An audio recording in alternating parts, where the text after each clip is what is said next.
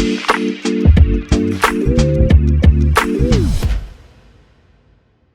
right, hello, welcome back. Local Hour, Preds Power Hour here on the Chase Most podcast, where I'm joined, as I am at this time every single week on the Forechecks. Bryan Bastin is here, Renegade of Puck. Bryan, good afternoon, sir. How are you? I'm okay. I'm glad that we're all here and we're back to talk some Preds. Absolutely. And I'm happy you're here, my friend. Also here over there in Knoxville, Tennessee, right down the street from me, close to me, something like that. I don't know how geography works, but not that far. Charlie Burris of A to Z Sports. Charlie, good afternoon, sir. How are you? What's up, guys? Glad to be back after a few weeks off. I have had multiple times now where you've messaged me and been like, are you going to drop in here? And then I've hours later been like, I'm sorry, I got caught up at work. So this is good. I'm glad to be back. Yeah, man, we're happy to have you whenever you can make it. It's good. It's fun to talk Preds and also talk about life and Tennessee and all that stuff because it is everything's cool HQ over here. Everything's good. What I always say and like what we have to say every single week on this podcast, you will not find another podcast on the internet with 3 UT graduate student alums on the same podcast. You won't find anywhere else. If you want your elite Nashville, Tennessee Preds coverage, this is the podcast for you. We love education on this podcast. We love giving the University of Tennessee all of our dollars. Yeah. And for the rest of our lives, it feels too like. many dollars. Yeah. Far too many. Are either of y'all in the ball club or no? No. I do not. Would it be a conflict of interest for you, Charlie? Are you allowed to join the ball club? See, I honestly don't know because I think like yesterday I interviewed Grant Frierking, who I don't think he's like employed by them, but he works very closely with them. Yeah. Mm-hmm. I don't know. Does it really matter if I'm that ethical? Like I'm not actually I'm not actually in the media corps. I guess that's the difference. Like I certainly present my podcast as like I'm a fan who worked in media more than I am media now. So like you are media. You're more media than me. I mean, for sure. Yeah. You are A to Z Sports. That's pretty media. Yeah. At the end of the day, I mean, I guess I am, but like, yeah, I think about that. Like I do interview somebody like that. And if I was giving to their business and interviewing them in any kind of like a serious way, maybe that would be a conflict of interest. I don't know. But no, I just don't because it just doesn't. I love it kind of outside looking in more than being involved in that type of stuff, maybe, but that's just me. Well, there you go. I don't know if I'll ever join it. I don't know. Part of me is like, that's nice. It'd be cool to be in. They've taken enough from you. They really have. But I love it conceptually. Like, yeah, that's where college sports is going, where it's like you can pay the players, but they haven't. The thing that gets me is the transparency. They're just like everything but 10% goes to the athletes. And I'm like, I'm gonna need a little more information than that. That's where I get caught up with a lot of it. But yeah, maybe that's just me. Well, you know who got caught up in a whole kind of mess last night? The Nashville Predators. Jordan Binnington started for the St. Louis Blues in the net, and it did not go well. 5 goals given up by the Preds, who fall to 21-18-6 as of this recording. Charlie, Bryan and I have said for the last few weeks, this is how the season's going to go, where you're going to go a little bit over 500, then you're going to go a little bit under 500, and you're not going to shake things up all that much. And you're just maybe going to squeak into the playoffs. We'll see. The division's pretty weak, top to bottom. That's just about where they are. Like the Blues are kind of in that same zone at 23-20-3. They're having a similar type season, but bad loss last night for the Preds in St. Louis. They are now 6th in the Central. But the Preds season's not going awry. They have some big wins over Calgary and Columbus. I don't know. It's just it's so funny that we've probably a month and a half now just been like, well, we know they're not going to turn the corner and win 12 straight. And we also know that they're not going to fall off completely and lose 12 straight. This is kind of where they're at. They know exactly who they are as a team. But Bryan, we'll start positively. What went right in the wins over Calgary and Columbus? Yeah. I mean, I covered both those games Monday and Tuesday, and I saw a lot of good things from the team. Actually, a lot better than I expected. I know that the score, was just 2-1 in both of those games, and that they were, again, kind of supported by just outstanding goaltending by both Saros and Lankinen. But what I was seeing a lot of is, and this is probably the best 2-game stretch I can remember in 3.5 years of coverage, is they were fantastic with their shot quality. If you look at the heat maps of where they're taking shots, I mean, it's just one single big red blob right in front of the net. And that's something that I've screamed about for years, just because I'm a huge nerd. But, it's obviously, you have a higher chance of making a goal if you're closer to the goal, just, common sense type things. I know analytics can be tough. But and that's what they did extremely well. The forechecking and the style of offense that they play worked extremely well against Calgary, who I thought was a little bit better of a team than I guess they currentently are. But Johnny Gaudreau and those guys, they added him. There's Patrick Laine in there and just completely neutralized them. And I'll give John Hines credit in that Calgary game. I think it was his game plan that won that game because, I mean, he put the fourth line and he said, you guys are covering Gaudreau and Laine. That's what that's Cole Smith and Tanner Janot and all them. And they did it great. We saw the Forsberg and Duchesne line do great. We've had, there's been different scorers each time. And so in both of those games, obviously Calgary is a team that is, I think, either right above them or right below them at this point. They're above them now by 3 points.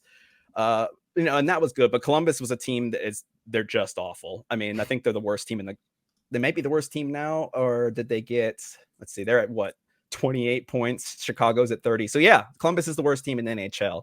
But that's what they knew was going to happen. It feels like forever ago they made all those big moves at the deadline, but they win now. People were like, "Are you sure you want to win now? Right now, are you sure you feel good about this?" And then they did, and it didn't win, and now they're paying the cost. Yeah, but you always got to pay the cost somehow. Yeah. You're gonna pay. It comes due. The bill comes due no matter what. And so, yeah.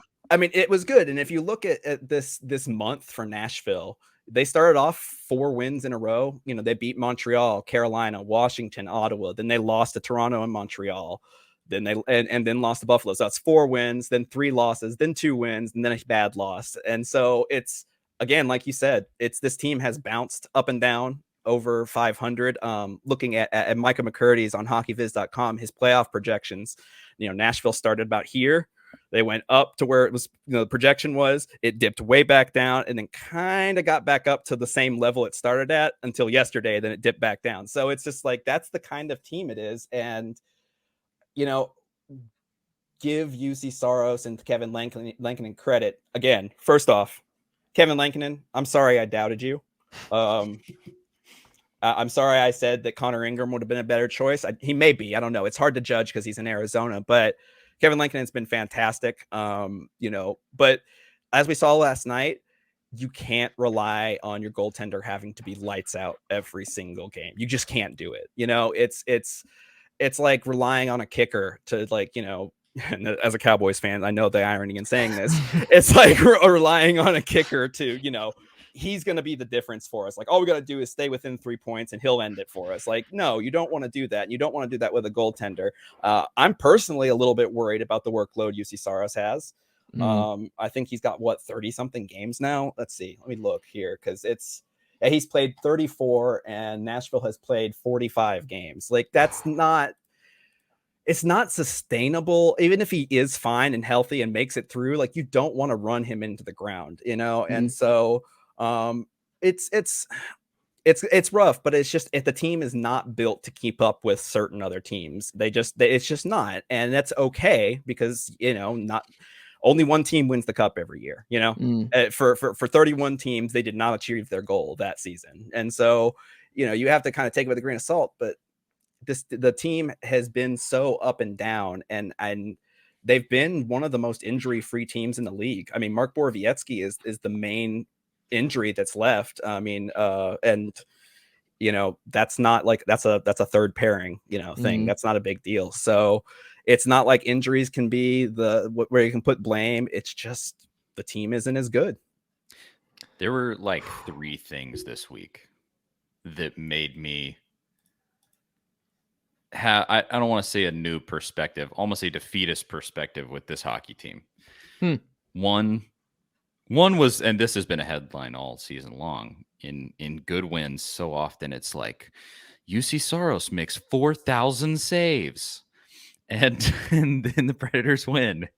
I mean, it was in back-to-back games, like that Blue Jackets game and the Calgary game. It was like Lankinen and Saros are just standing on their head. And then I think it was a Tennessean or Athletic or something. Somebody wrote an article. It was like the Predators are now leaning into Cody Glass and Juuso Parssinen. And I was like, that's not great. Like, it's cool. I mean, I'm glad that sort of these out of nowhere dudes are having nice seasons and whatever, playing well. But, like you have Philip Forsberg, Ryan Johansson, and like it's Matt Duchene, all these dudes on this team, and there's no article about them just being like they're playing out of their mind and having the best season ever. And then I think the final thing was I've been watching the Grizzlies a lot lately. Mm-hmm. One of the other pro franchises from the state of Tennessee. And you look at that Grizzlies team, John Morant, Desmond Bane, Jaren Jackson, all of these dudes. Obviously, John Morant, I mean, he's probably going to win MVP in the league this year. And you go like, that's a team that can win a championship. That's a championship winning team. They play to this level. They play to that level every single night. They play to that level almost when it looks effortless. Like they and like they can even have bad games and they win games. And you just look at the Predators right now and you just go. I mean, look like, at the Bruins. The Bruins, they've got 9 losses total. 4 of them are no overtime. They're 36-5-4. I mean, that's wild. Unbelievable. Yeah. No, it's the Bruins, not the Wild. That's Minnesota. So why? I mean, no, I know. I'm just messing with you. Sorry. Yes, that's one of my favorite dumb jokes. But but it's also the scoring. I mean, look at who's leading the Central right now. It's the Stars, who have kicked the crap out of Nashville every time they play them. And what is the biggest reason why? I mean, their offense is top notch. They have 163 goals. The Preds right now are at 124. Jason Robertson. But all of those things. I mean, it was those 3 elements. Just looking where I was just like, can we just tank? Like, can we just? They're not tanking, Charlie. You need to sell that dream. It's not. It's not happening. And of course, I saw. I don't know if it was Sean Smith or somebody. I saw maybe it was Bryan to tweet about it. I don't know this week, but they were I don't know who it was. Anyway, somebody was saying like the reason that they're not going to do that is because that will mean almost certainly the end of John Hines, and then also almost definitely the end of David Poile. And David Poile's just he's not going to play that. And that's not the way that he's going to go out. And I get if anything, he puts all his chips in at some point where he's like, this is my last year or two doing this. I'm just I'm going for it. Like, I don't know who that is, but I think it ends with him going all in. And then, but he may not have a choice, soon. So it'll be very, very interesting. It's going to be something to watch, but it's just, I mean, if you look at some advanced stats with this team, you look at like goals above replacement, basically. So basically, like how good is this player, versus your average like 13th forward or your 7th defenseman, basically. And the large majority of the team is within like -2 to +2, which is not. I mean, the leader on the team is Philip Forsberg, 7.1. But if you look at, compare it to the league. Let's see here. Jack Hughes, 17.4, Mark Stone, 17.3. Like, they've got some good players, but even Roman Josi is 5.4. He's not even close to being in the top 5 for defensemen. I mean, I think goalies are maybe the only like difference maker. I think UC Saros, I know he's second in the league in goals saved above expected. He's second in goals above replacement. I mean, he's having almost a better year than the year that Pekka won the Vezina. So I think it's going to be a 3-man race between Sorokin, Saros, and Hellebuck, but you can't rely on just that. You just can't do it. And it's going to be interesting to see how it goes from here, because there's guys like Forsberg now and Duchene and Roman Josi. Those guys have contracts that can't be moved. Which is fine, because you can build a team around that. You can still go through the rebuilding process with that, but then you start to look at guys like Ryan Johansson. He's got 1 more year, I think, left in his contract. 2 more years. Wow. There's Mikael Granlund, who's not had a great year, which I think if Nashville moves anybody big, it's probably going to be Granlund. That's just my guess right now, the feeling I've got. So it's hard, because you've got a team that is built to be a team that can compete, but they're not doing it.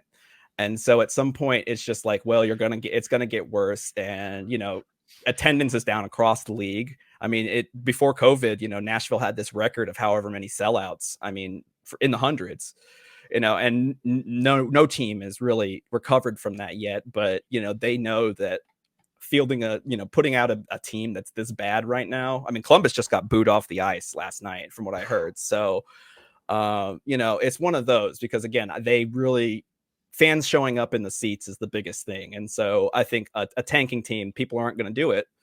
And so, but I don't know. It's hard. I mean, it's a team that can go in and can play the same way and win some games and beat teams they shouldn't. And then they come into a team that they've already beaten, which I think they've already beaten.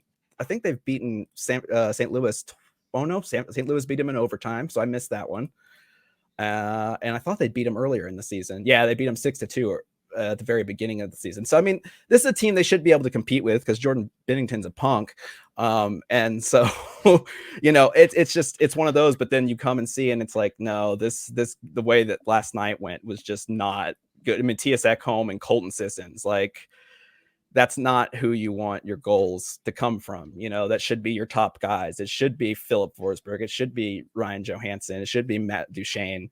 And so it's really rough. It's really rough. And then you hear talk, they're like, well, Nashville has talked to Vancouver about Bo Horvat, which he's a good player. But no one even knows what Vancouver's doing. Like, what is Vancouver doing? What is a Vancouver Canuck? They're getting they're just desserts for being a crappy organization in this offseason. That's all I'll say about that. So just like Philadelphia, which, they've had their whole thing being in the news.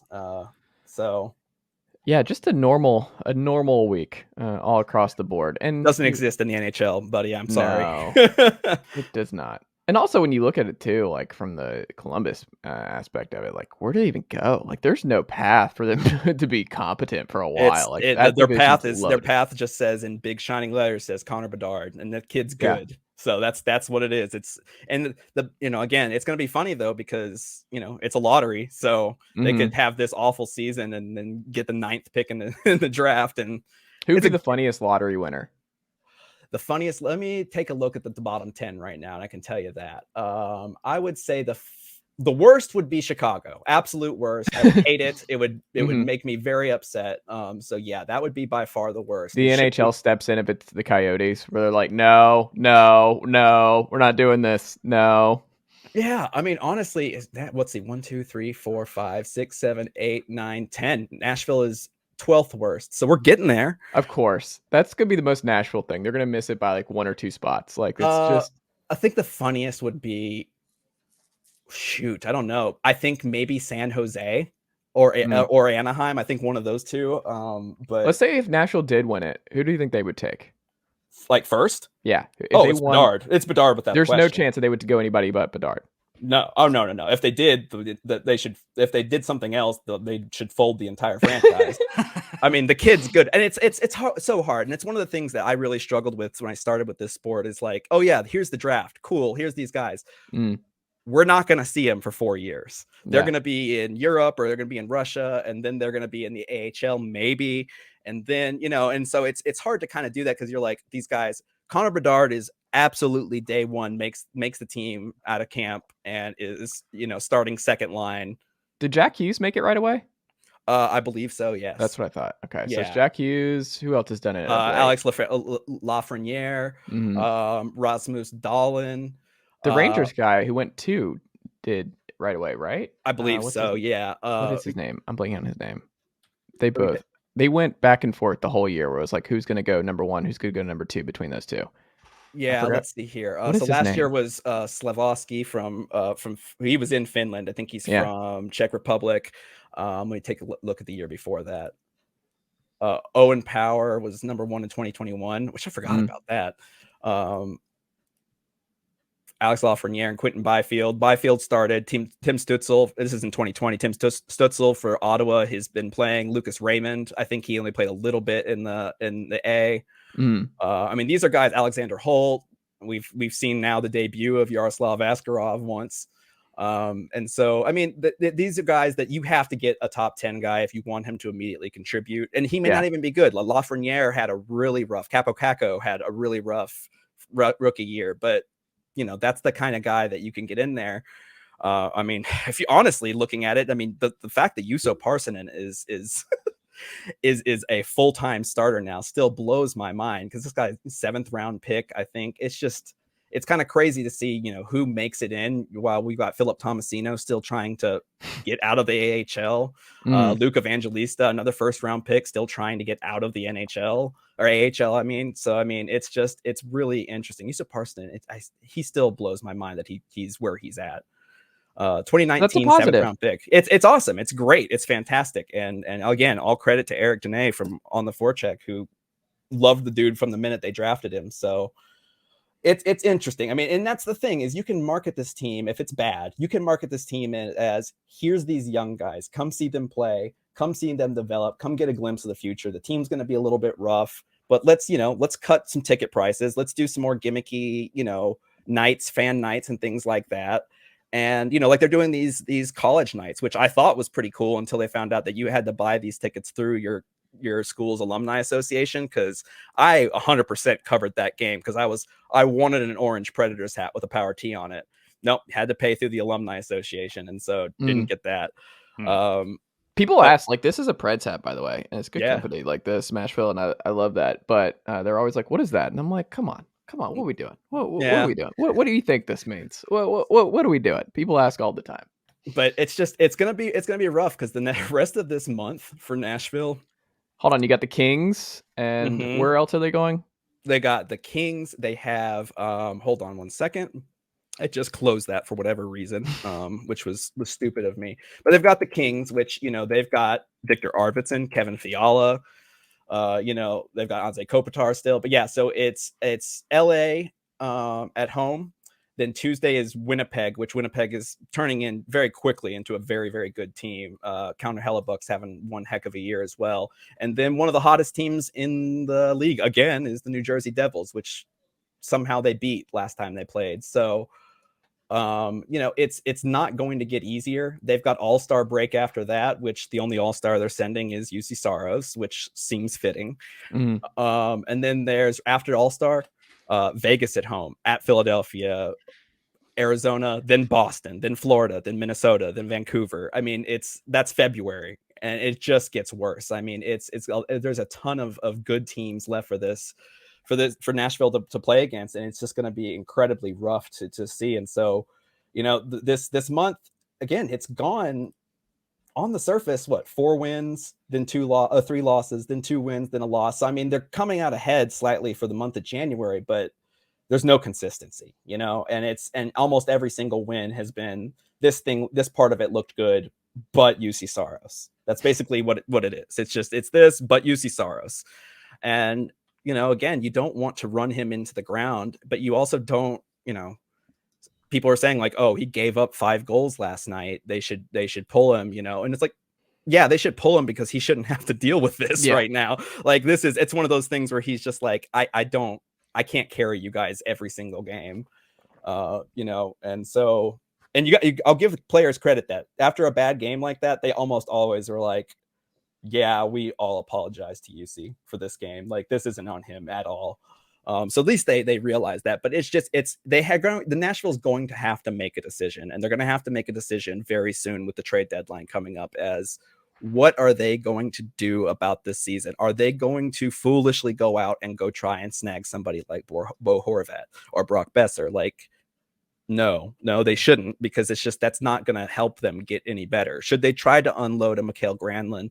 Should they try to, I mean, at this point, if they're not going to play Philip Tomasino, it's one of those. And so it's going to be very interesting, but these are guys that are, playing for their jobs, not playing for their jobs, coaching or GMing for their jobs. And so I don't know. It's just, I think, the writing is on the wall. I think yesterday, Elliot Friedman said, like, Nashville can't continue to do what they're doing, is to scrape into the playoffs and just do fine and then get knocked out, and when a guy like Elliot Friedman, Boyle's over here like, oh yeah, really? You don't think me. We can keep doing this? Are you sure? You don't think we can keep running this back? It's like that TikTok with Usher, and he's like, watch this. That's exactly, that's 100% what Dave Boyle's doing every year. Yeah, and so it's just it's rough. It's a rough way to go. Exactly, and so I don't know. It's hard, especially as a fan, because you don't want to watch these games that they're doing, because like you're expecting with this team is telling you that they're all in to try to win.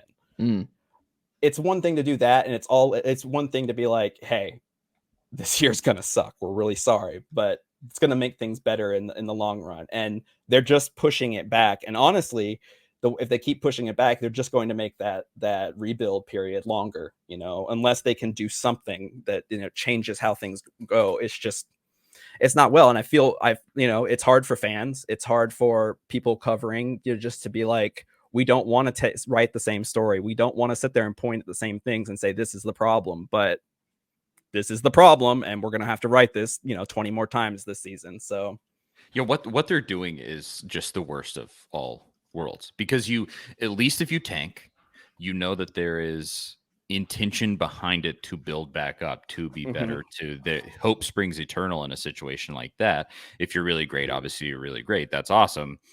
But this middle ground where they're just stuck in just trudging uphill, sliding back down, trudging uphill, sliding back down it's just the worst thing. It's the worst thing for the media covering the team. It's the worst thing for the fans watching the games, because who wants to watch that? There's really no motivation, because it doesn't really lead to anything spectacular.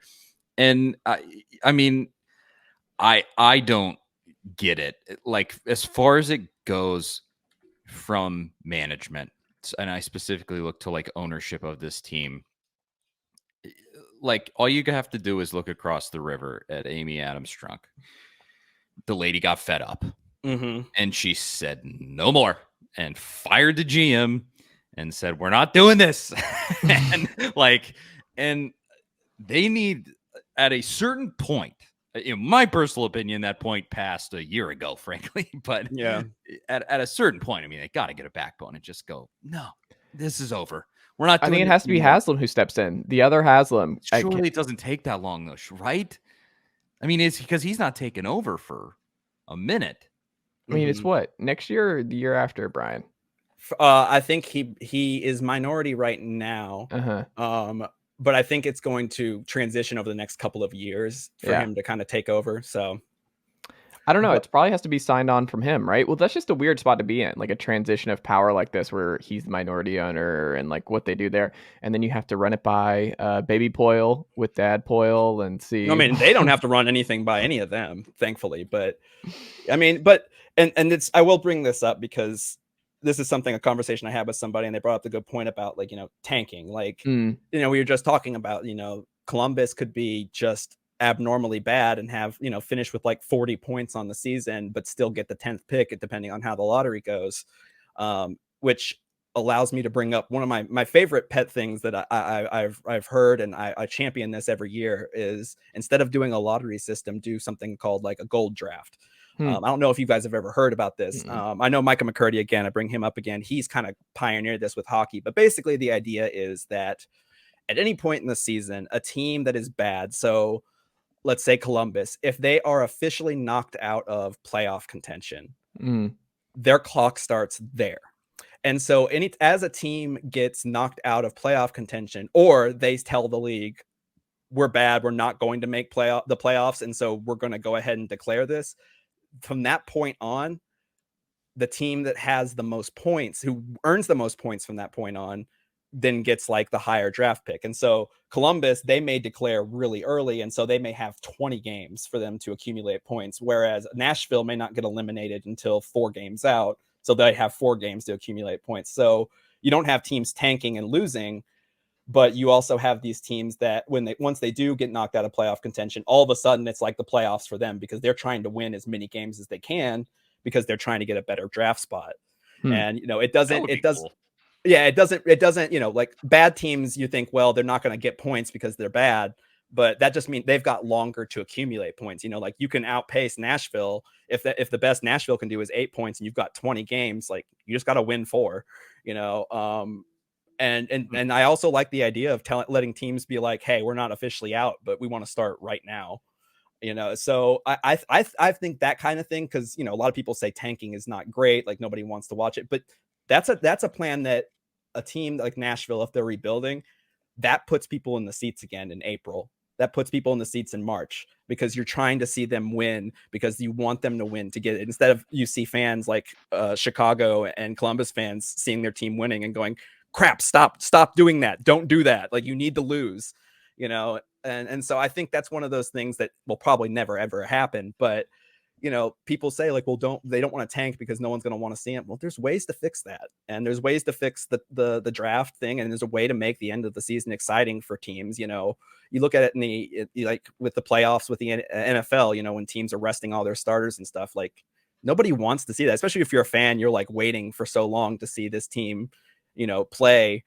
Like, if I would have gone to the Tennessee Titans and Dallas game, you know, Dallas was still playing for something back then, but like Tennessee technically really wasn't, you know, and it showed. And I'd be pissed if that was the only Titans game I got to see if I was a Titans fan. So, you know, it's hard. It's a business thing, I think, that's keeping this team where it's at. But it's not going to last. And every year it keeps happening this way. The fan base is getting more and more disgruntled with it, and they're going to start to see the reaction from it. You know, people can deal with a team that they know is going to be bad, but to be told a team's going to be good again and then not be good, that's harder. Go Preds. Go Preds, right? Go Preds, man. Everything's great. It's also the last thing I'll say on the tanking stuff. That what's different about hockey and tanking is like when you have a good goalie, you just are like this. That's just it's immoral. Like it's so unethical to put UC through that, where you're like, this dude's giving it all, and you want to tank. You want to make this guy just deal with slop for the rest of it. Like, that's not fair. You have to pull him too. Like, either trade him or pull him, because it's not fair. Like, goalies and tanking is not fair when you have a good one. Like what Gibson's had to deal with for years in Anaheim is a felony. It should be illegal what that man has had to deal with year over year in Anaheim. But at the I don't same know. time, he's kind of playing like a like backup quarterback role, where it's like he can kind of just stink, and you know, it's not like he's gonna get fired. Yeah, that's true. That's very true. Well, Bryan, what can the good folks check out from you across the internet this week? As always, I will be doing the post-game videos for Renegades of Puck. So a lot of the good stat of the week stuff. I love checking that after the game. Yeah, it's really great. It's been fun this season, especially when you know, I get to do it in coordination with a stat that I worked with Willie on for the broadcast. That's been really fun to do, and I've really enjoyed doing that. On the Forecheck, you should still be able to find anything we're working on right now. If you haven't heard, we've just found out this morning that SB Nation Vox Media is going to be demonetizing a large majority of the websites, especially in hockey. I think MLS is also getting completely demonetized, which means that the site will still exist, but nobody is getting paid anymore, which is rough. You know, for people like me, a lot of the part-time contributors, this is our side job, and so we're gonna be okay. But for people like our site manager Kate, the head of all SB Nation hockey, Steph Driver, they got laid off, and this was their primary income. This was their job. And it's rough. It's hard to deal with this type of thing. Again, I'm very, very privileged and lucky that I've got, you know, it's not my primary source of income. But I feel more, I think, just for them and for the fans, because, you know, we haven't had an athletic writer for so long. Now that, you know, we don't know what the future holds for us as far as how long we can continue to do it, how long the team will still want to do it. Because honestly, if somebody wants to go off and go get paid, I'm going to write them a reference letter. You know, it's no problem. So as of right now, we're still alive, and they can pry my hockey coverage and my graphs and my stats from my cold dead hands. If they want to let me continue writing on that website with the URL, I'll be there. If not, I'll let you guys know. But just know that, you know, they've tried to take the team from us in years past. They're trying to take coverage from us. Screw them. So please, you know, reach out to people who've been affected by this. I'm fine. Thank you for all the kind words I've already gotten. But for other people, you know, go out there and support the writers and the people that you see, the people who are creating content that you read. Especially for people covering things like women's hockey, who it's just a small percentage of the fan base. But, you know, go out there and support those people, because as you guys know, sports media is a very, very rough and scary landscape to find yourself in. And a lot of us have to do 2 or 3 jobs to be able to continue to do this type of thing. So support the people that you care about, the people you enjoy. They always appreciate it. And again, I'm still doing what I'm doing. I don't plan on changing what I'm doing. I just might be a little bit more cynical about it. Coming over to my lane. Yeah. Cynicism. Yeah, I mean, just to drop in on that, I worked for SB Nation for a time. It's where I got my start. And just to say, we were saying this before we got on here, but the way that Vox Media has fumbled one of the greatest lineups in the history of sports media covering the last decade. I mean, this is a long time coming and a lot of different people. The way they fumbled that is just unbelievable. Like, the mismanagement there has been incredible. If there's anything tough going on financially there, I assume there is with layoffs. I mean, they deserve it. And I don't want to say that. I don't mean that in like people deserve to lose. No, I know what you're saying. But they are reaping what they've sowed there, and it's a damn shame. So. And if you're the NHL right now, I mean, and you're looking that there's a lot of teams that don't have an NHL writer for the Athletic. The entire SB Nation network is demonetizing hockey coverage. That's not a good look for the NHL either. Yeah. Now, granted, for the NHL, they're probably not thinking it that way. They're probably thinking, good, we can get all of our old men newspaper writers back, and that's all that will matter. But, it's not good business for the NHL too. And they honestly should be taking a look at, like, that's what they're deciding to do, is like, that's not a good look for them. It's not, it definitely isn't. And so we'll see. But, I do this because I love it. I didn't go to journalism school. I don't have an ounce of journalism in my body. I can't speak or write English very good. But it's been a dream to be able to do this. And so, I'm very thankful for the time, with SBN. Again, when I started, I was just like, I'm just telling people that I work with Spencer Hall. That's all I care about. Like, he's my coworker technically. But that obviously that's not true. Bomani Jones just doing YouTube shorts for them like 8 years ago. Where you're like, what? Like, I just, like Charlie said, there's just so many talented folks all across the board. Hockey, soccer. I mean, just they had that local coverage where it's like SB Nation Atlanta, SB Nation New York, and you had all these, like, it was just so big, and we were like, you were just every day. It was the first thing I was checking every single day. It was like, oh, all these new writers that I want to read. That's been the saddest thing, I think, in blogging over the last couple of years, is like, just there's so many podcasts now, and blogging has taken the hit, where like everybody is starting those shows, and I feel bad being like the person of like, hey, stop creating these podcasts. I would much rather read you. We've got enough. Where we have a dearth of options right now is what to read. Like Nashville, there's so many people that want to read Predators coverage that like there has to be a way to financially make this work, because it's a big fan base, obviously, and people want to read it, and there's people love reading smart stuff. That's what SB Nation has always excelled in, is just smart sports writing that you would not get from a local newspaper. Like, that was the big difference. It was just different kind of writing that was just a joy and a treat to read. Like the Sunday shoot around with Paul Flannery in the NBA season was always one of my favorites. It was beautifully done. It was like awesome graphics, and it's great. And you're like, oh, this is like a modern newspaper almost, the way they outlined everything. And like Charlie said, fumbled the bag. I hope for the best for everybody involved in what's going on today. But it just sucks. And like you said, it's just the nature of where we're at in sports media, and just media in general. It's just day to day, you're always walking on eggshells, and that just sucks, because there should be a way to make all of this work. There should be. We shouldn't all have to go do our own Substack to make this work. Yeah, I mean, again, like, in a perfect world, a lot of us, especially some of the really great writers we have on our team, like, they should be doing this full time. There are several people I know on the team that should be a full-time writer covering a team, because they're that good. Yeah. And they're not, but they're doing it because they love to do it. And that's the case for a lot of people, but that puts a lot of people in a risky financial. I mean, one of the things, my favorite things I ever saw was a tweet that says, a lot of us have, a lot of people, when they're writers and stuff like that, they meet each other and stuff, and they say, hey, my name's so-and-so, I'm a writer, and this is so-and-so, this is my wife, this is my insurance coverage, like, that's just kind of how it goes. It's just really, No.